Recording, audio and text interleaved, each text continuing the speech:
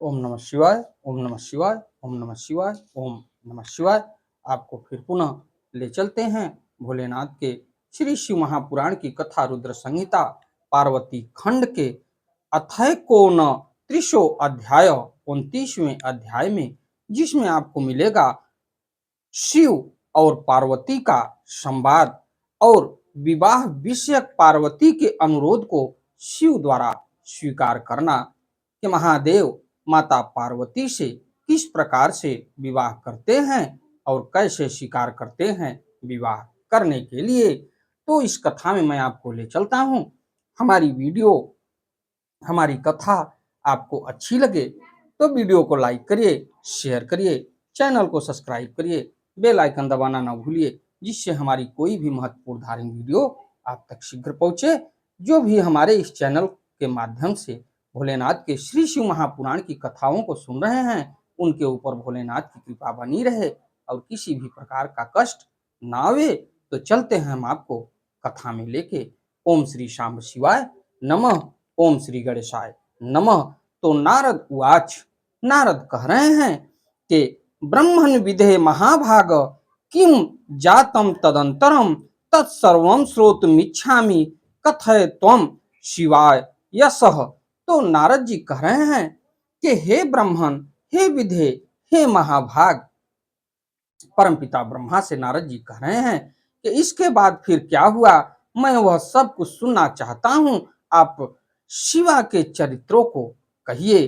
तो ब्रह्मोवाच, परमपिता ब्रह्मा कह रहे हैं, देवर्षे श्रूयताम सम्यक कथयामायामि कथाम मुदा ताम महापाप सहस्त्रीम शिव भक्ति विवर्धिनीम।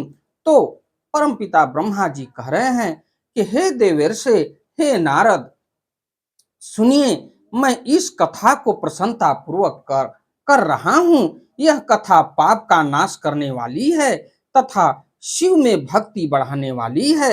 हे द्विज परमात्मा, हर का वचन सुनकर और उनके परमानंदकारी रूप को देखकर पार्वती जी परम आनंदित हो गई और स्नेह के कारण उनके नेत्र कमल खिल उठे। उसके बाद वे महासाध्वी सुखी हो प्रसन्नता से अपने समीप खड़े प्रभु से कहने लगी।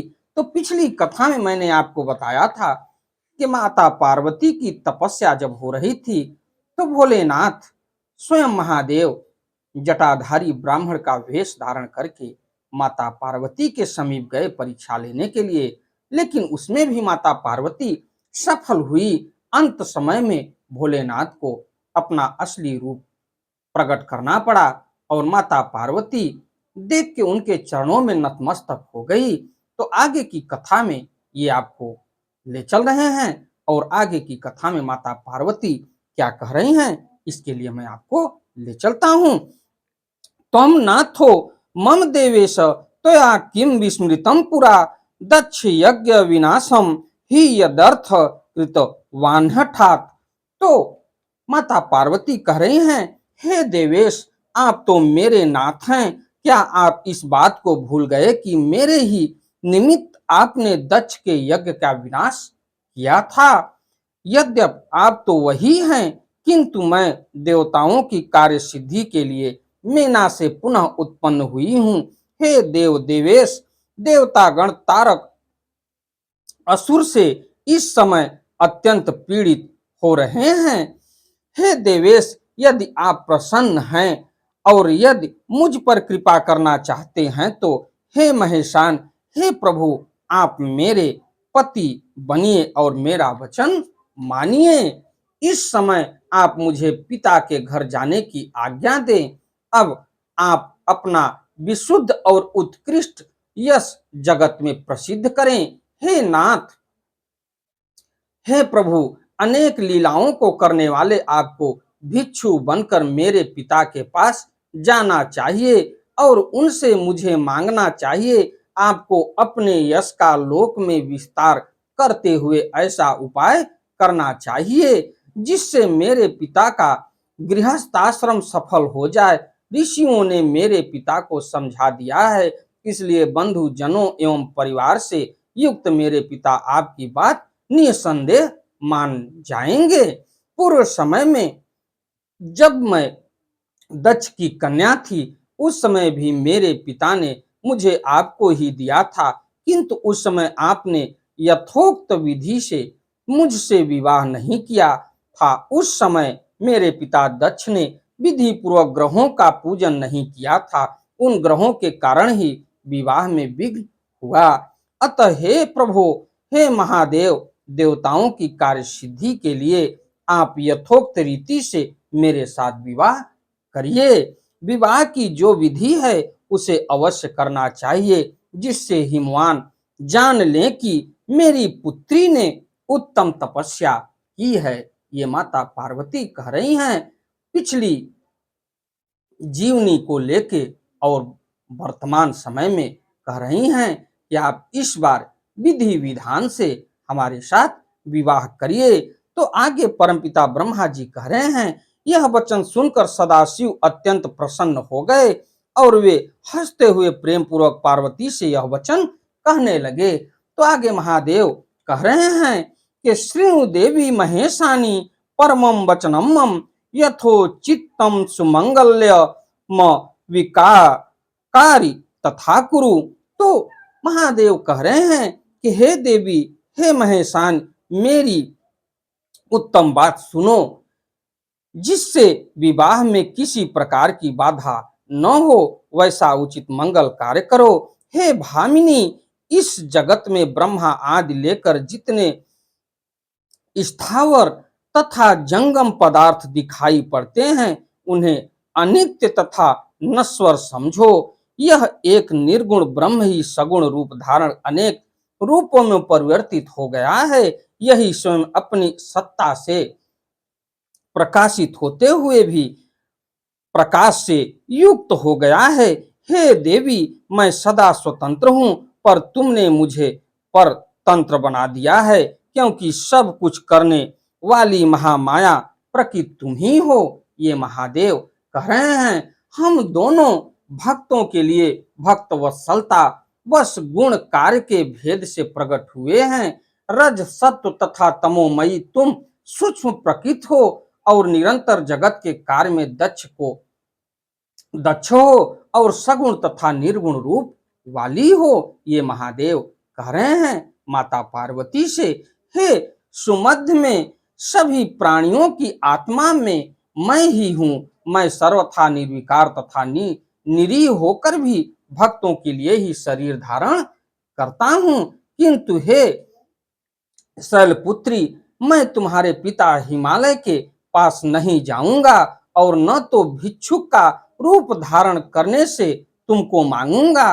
हे गिरजे, महान गुणों से वरिष्ठ कोई कितना भी बड़ा क्यों न हो, वह दीजिए इस शब्द का उच्चारण करते ही लघुता को प्राप्त हो जाता है। मैं इस प्रकार का कार्य नहीं करूंगा और भिक्षुक बन के मैं आपके पिता के पास नहीं जाऊंगा। ये महादेव कह रहे हैं कि उससे व्यक्ति लघुता का प्रतीक समझ में आता है। और कल्याणी, इस बात को जानते हुए भी तुम मुझसे इस प्रकार की बात क्यों करती हो? हे भद्रे, यह कार्य तो तुम्हारे आज्ञानुसार ही मुझे करना है, अतः तुम जैसा चाहती हो वैसा करो। तो उसके बाद परमपिता ब्रह्मा जी कह रहे हैं, तेनोक्तापि महादेवी सा साध्वी कम लेक्षणा जगदा शंकरम भक्त्या सुप्रणम्य पुनः पुनः। तो उनके द्वारा यह कहे जाने पर कमल के समान नेत्र वाली साध्वी महादेवी भक्ति पूर्वक शंकर जी को बार बार प्रणाम कर उनसे पुनः कहने लगी। तो माता पार्वती आगे कह रही हैं कि हे महेश्वर, आप आत्मा हैं और मैं प्रकृति हूँ, इसमें संदेह नहीं करना चाहिए। हम दोनों स्वतंत्र एवं गुण रहित होकर भी भक्त के वश में होकर सगुण रूप धारण करते हैं और करते रहते हैं। हे शंभु, हे प्रभु, आपको मेरी बात प्रयत्न पूर्वक मान लेनी चाहिए। अतः हे शंकर, आप हिमालय से याचना कीजिए, मुझे सौभाग्य प्रदान कीजिए। हे महेश्वर, आप मुझ पर दया करें, मैं आपकी नित्य भक्त हूँ।